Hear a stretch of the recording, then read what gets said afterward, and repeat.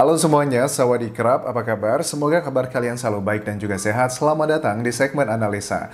Nah, hari ini kita kembali perbaharui ya informasi terkini dari kasus pembunuhan di Subang, Jawa Barat. Ini sepertinya banyak orang memprediksi bentar lagi kita akan mendengarkan siapakah yang menjadi tersangka. Boleh dibilang ini menjelang penetapan tersangka, kita melihat ada banyak keterangan para saksi yang menurut aku pribadi pun sangat menarik karena mereka sekarang sudah banyak berbicara di media massa, bahkan juga di media YouTube pribadi pun sudah banyak yang bersuara. Salah satunya hari ini aku melihat keterangan dari Yoris ya, beserta Indra Zainal dari channelnya Pak Indra sendiri yang merupakan kepala desa setempat dan juga paman dari Yoris. Ada salah satu hal yang menurut aku unik untuk dibahas. Beberapa waktu lalu kita sempat melihat ya banyak media massa mengabarkan tentang Yoris yang sempat dikejar-kejar dalam tanda kutip untuk dimintai tanda tangannya untuk terkait kuasa hukum. Karena Pak Yosep itu menginginkan Yoris juga memiliki kuasa hukum agar tujuannya baik ya, karena agar Yoris tidak menjadi tersangka kalau memang dia bukan adalah pelakunya. Tujuannya sangatlah baik sekali, tapi tujuan tersebut dan harapan dari Pak Yosep sepertinya sudah ditolak mentah-mentah oleh Yoris karena dia mengatakan nggak mau deh aku pakai pengacara karena aku ini korban begitu. Well, it makes sense begitu. Tapi yang menarik dari kasus ini adalah berbeda sekali dengan kasus pembunuhan dari kasusnya Cyanida ya. Jessica sendiri itu adalah yang sudah menjadi tersangkanya, tapi kalau kita melihat dari kasus Cyanida, korbannya itu keluarga korban tuh meng-hire detektif swasta untuk membantu penyelidikan dari pihak kepolisian. Itu hal yang berbeda kita lihat dengan kasus ini. Nah, sekarang kita melihat juga menjelang penetapan tersangka, sepertinya pihak dari Yoris dan juga Danu itu disiapkan pengacara oleh pamannya sendiri yang merupakan kepala desa setempat. Apakah mereka sudah oke atau tidak? Kita coba cek dulu videonya seperti apa.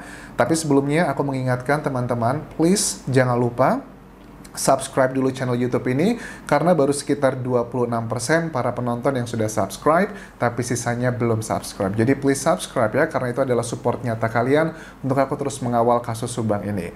Oke, sekarang kita simak dulu keterangan dari Pak Indra mengenai penawaran untuk ke Yoris dan juga Danu yang sepertinya mereka oke gitu kan ya untuk menggunakan jasa pengacara juga.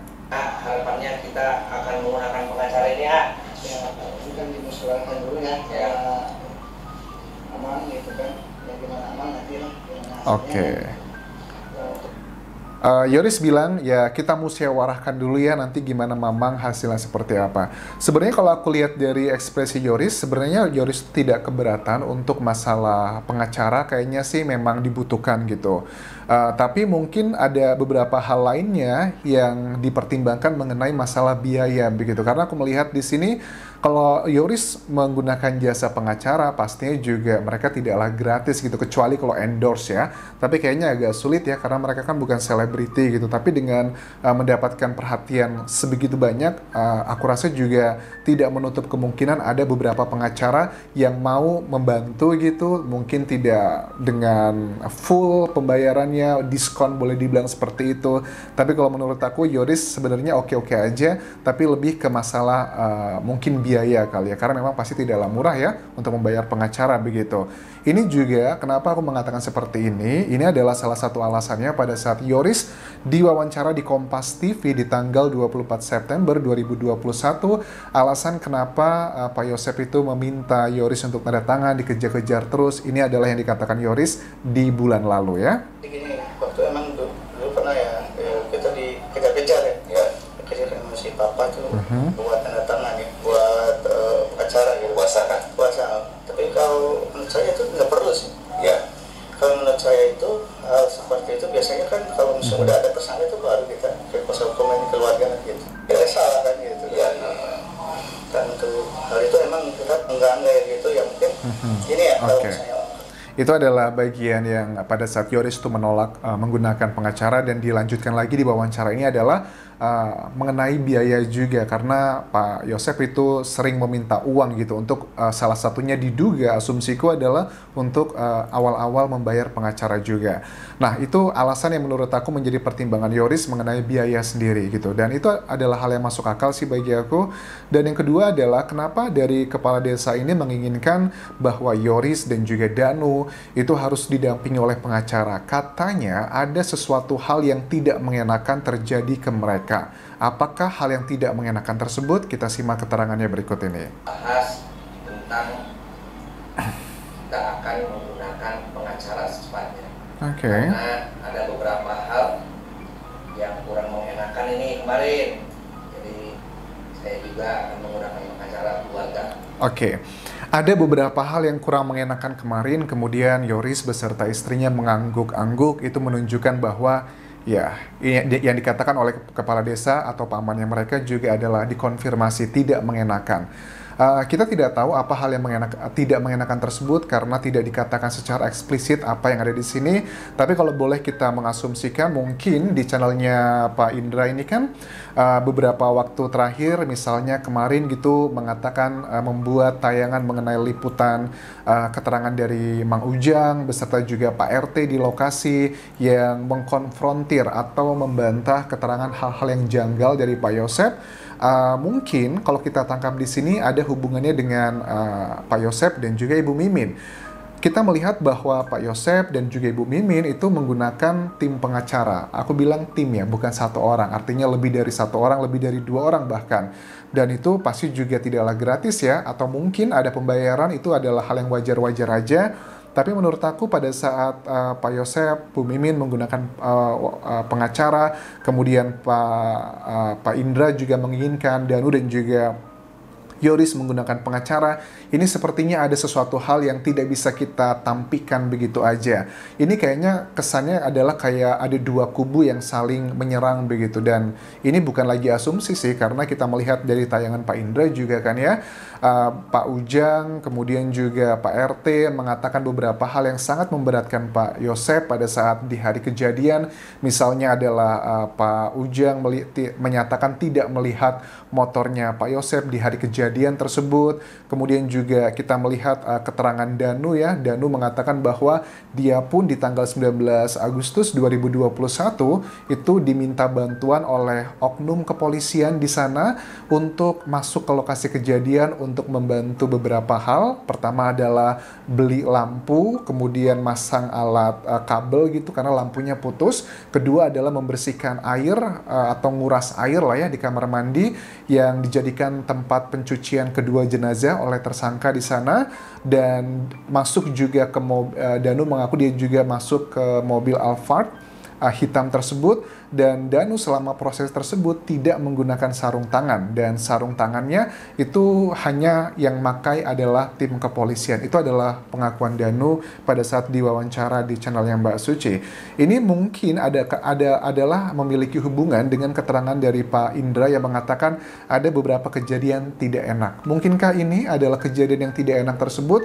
Karena kita tangkapnya ini adalah kayak framing begitu kan ya. Kita menangkap bahwa ada beberapa bukti yang tidak bisa kita bantah yang sudah tersebar di media massa. Misalnya adalah Danu ya, dia diketahui memiliki ada puntung rokoknya dia yang tersebar di dalam rumah TKP, tidak di luar ya, karena Danu kan mengakunya di tanggal 19 Agustus tersebut dia memang merokok pada saat membantu tim kepolisian di sana, itu merokoknya di luar rumah, dan puntung rokoknya itu dibuangnya di luar rumah aja, sementara puntung rokok yang diambil sampelnya dari kepolisian mengatakan itu adalah puntung rokok yang ada di dalam rumah. Begitupun juga dengan sidik jari. Sidik jarinya memang banyak ditemui, ada 2 hal ya. Pertama di sini dari 2 orang ya. Pertama adalah Pak Yosep dan juga dari Danu sendiri. Kalau dari keterangan Pak Yosep sendiri melalui pengacaranya mengatakan wajar aja rumah tersebut banyak memiliki sidik jari dari Pak Yosep karena Pak Yosep adalah orang yang juga tinggal di situ. Tapi fakta dari beberapa jurnal mengatakan bahwa sidik jari itu biasanya akan ya hilang dan juga maksimal bertahan tuh antara 5 sampai 6 jam dengan kondisi temperatur yang tertentu. Ini sepertinya kayak ada 2 kubu gitu ya, saling serang satu sama lain. Tapi menurut aku dari Pak Yosep sendiri di awal Pak Yosep meminta Yoris memakai pengacara, menurut aku niatnya baik ya, karena Pak Yosep tidak mau anaknya itu menjadi tersangka jika memang dia bukan pelakunya. Tapi mungkin dengan berbagai macam komentar di media massa, karena masyarakat kan sekarang kita melihat tidak hanya dari keterangan kepolisian, tapi juga melihat dari keterangan para saksi di berbagai media massa yang mereka juga mengatakan A, B, C, D, yang ini menjurus sepertinya ini adalah ada hubungannya dengan drama keluarga dari kasus ini. Bahkan dari pihak kepolisian berdasarkan keterangan di lokasi kejadian dengan tidak adanya kerusakan pintu dan sebagainya, diduga adalah orang yang mengenal mereka. Dengan cerita-cerita yang beredar di masyarakat, dengan hasil temuan kepolisian, masyarakat Indonesia sepertinya mengidentikan bahwa kasus ini kemungkinan besar pelakunya ada hubungannya dengan orang dekat. Tidak tahu orang dekat ini apakah keluarga,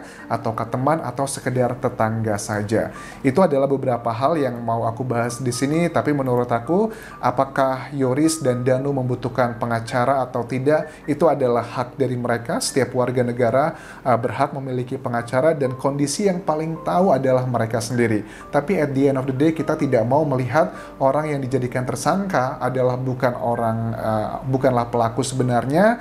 Jadi menurut aku, kita tidak usah mengejudge pengacara atau pengacara tanpa pengacara itu salah atau tidak. Nggak usah itu, tapi lebih ke pokoknya seperti apa.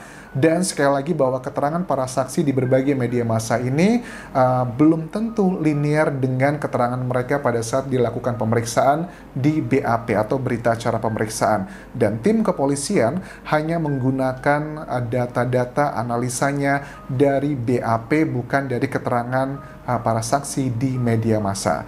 Aku rasa itu yang bisa aku bahas untuk video kali ini. Terima kasih untuk support kalian. Sampai ketemu lagi di video berikutnya. Tinggalkan komentar, tinggalkan like, dan please subscribe channel YouTube ini. Kalaupun kerap semuanya. Bye-bye.